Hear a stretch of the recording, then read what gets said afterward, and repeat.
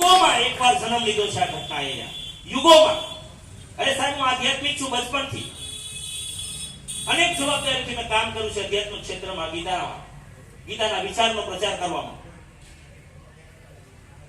એકદમ અનન્ય ચિંતયંતો મામ યે જના પર્યુપાસતે તેષામ નિત્યાભિયુક્તાનામ યોગક્ષેમં વહામ્યહમ. આ રીતે મેં કામ કર્યું છે એમાં. પણ છતાંય જ્યારે મેં આરસીએમ નો અભ્યાસ કર્યો મિનલબેન, ત્યારે મને મારું સપનું એવું લાગ્યું કે હવે મારું જિંદગી વસૂલ થશે. કારણ કે ત્યાં માત્ર આધ્યાત્મિક વિચારો હું જગતમાં આપી શકતો હતો, પહોંચાડી શકતો હતો, હું બધું જ કરતો હતો, રાત દિવસ મહેનત કરતો હતો. પણ માત્ર વિચારો, એનું ઘર બીમારીથી મુક્ત થાય એનો ઈલાજ મારા એ પ્લેટફોર્મ ઉપર નહોતો, કે નહોતા એના રોજગારમાં અપૂર્ણ રોજગાર સારો થાય, એની ગરીબીમાંથી બહાર લાવી શકું, એ આધાર મારી પાસે નહોતો. આરસી ને આ બધી જ વાતો સંપૂર્ણ એક પ્લેટફોર્મ ઉપર સારા વિચારો, સારું આરોગ્ય અને સારું પવિત્ર ધન, આ ત્રણેયની વ્યવસ્થા એક જ પ્લેટફોર્મ પર કરી છે. એક જ પ્લેટફોર્મ પર કરી છે. પણ આપણે શું સમજી શકીએ? આપણે તો બહુ સમજદાર છીએ ભાઈ. આપણે માણસની પીડા શું કામ સમજે? આપણે શું કામ એક થઈએ ભાઈ? યાદ રાખજો, આ છેલ્લો અવસર છે. અને એ યાદ રાખજો કે આટલા ભાગ્યશાળી કદાચ કોઈ યુગ નહીં હોય જે કાળમાં ટીસી છાબડા જેવો વ્યક્તિ જન્મ્યો છે. અને આને મારું તારું કરી અને જો સમય ખરાબ કરશું તો ઈશ્વર માફ નહીં કરે. એટલે સમજદાર ના બનતા પાગલ બનજો. આ કાગળ ગાંધી જેવા પાગલ, સરદાર જેવા પાગલ, ભગતસિંહ જેવા પાગલ. આજ આપણા દાદાના, ભાઈ મારા દાદાનો ફોટો તમારા ઘરમાં નથી. મારા દાદાનો ફોટો, અર્જણ બાપાનો ફોટો, મેં મારા બાપુજીને પૂછ્યું કે બેટા ત્યારે ક્યાં ફોટા હતા? તો મેં તો ગાંધીજીના તો છે. તો કે બેટા એ ગાંધીજીના તો હોય નહીં, એ તો દેશ માટે લડ્યા. તો આપણા બાપાને હું વાંધો હતો?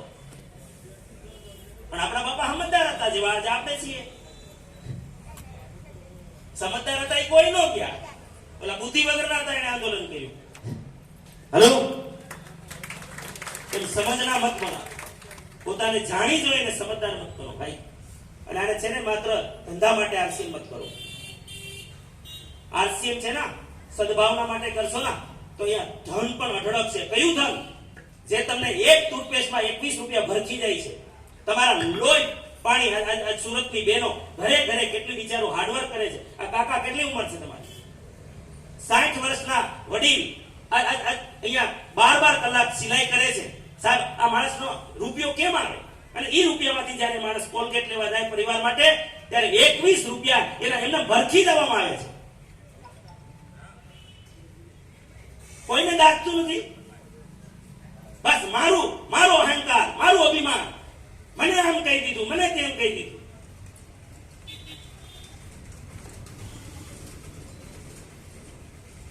બહુ મોટી જવાબદારી છે. આ પૈસો ક્યાં જાય છે? આ બચાવવાનું છે ભાઈ. આરસી પૈસા આપે છે, અઢળક પૈસા આપે છે, અઢળક. એક વ્યક્તિને 40-50 લાખ રૂપિયા પણ મહિને આપે છે. પણ કોઈના ખિસ્સામાંથી લઈને નહીં, અને ન તો કોઈના કંપની પોતાના પાસેથી નથી આપતી, નથી કોઈના ખિસ્સામાંથી કાઢીને આપતી. એને એડવર્ટાઇઝને બંધ કરી દીધી અને જે 30% પૈસા આપ્યા બચી ગયા. આ એજન્સીને કાઢી નાખી, પૈસા બચી ગયા. ડીલરશીપ કાઢી નાખી, પૈસા બચી ગયા. હોલસેલરને કાઢી નાખ્યા, પૈસા બચી ગયા.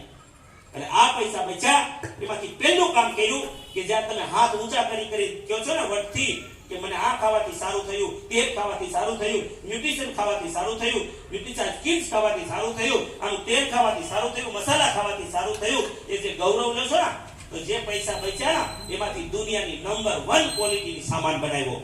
बिना केमिकल, हार्मफुल केमिकल काढी नाख्યું અને સામાન બનાવ્યો. દુનિયામાં આ સામાન મળવો મુશ્કેલ છે. કદાચ ગમે એટલા પૈસા ચૂકવો, એ સામાન બનાવ્યો. સાહેબ કેવા લૂંટાઈએ છે. કાલે જીતેનભાઈ કરીને બહુ મોટો શોરૂમ ખોલ્યો ધોળકાની અંદર. એમાં મેડમ મેં કહ્યું કે કેટલા લોકોને આનાથી એસિડિટી, ગેસ ને આ બીજા પ્રોબ્લેમ્સ દૂર થયા? તો બેન ઉભા થયા, પોતે જ હતા. તો પછી મેં પૂછ્યું કે પહેલા કયું તેલ ખાતા? મિનલબેન આશ્ચર્ય થયું મને પોતાને આશ્ચર્ય થયું. ઈ કે અમે કાલાવડથી, દિલીપભાઈ ફળદુ છે અમારે કાલાવડ બાજુ છે ને, એમની બાજુ ક્યાંક હશે મિની ઓઇલ મિલ. ઈ બેન ધોળકા બહુ સમૃદ્ધ પરિવારમાં છે, કારણ કે બંને ગવર્મેન્ટ જોબમાં, પરિવાર આખો ગવર્મેન્ટ જોબમાં. તો કે અમે કાલાવડથી આપણા ઘાણા કેમ શું કે ગામડામાં પેલા દેશી ઘાણા, એનું સિંગ તેલ ખાતા હતા. મેં કીધું ઈ સિંગ, અને આપણા તો એમ માને છે કે સિંગ તેલ થી જગતમાં બીજું શ્રેષ્ઠ નથી. તમે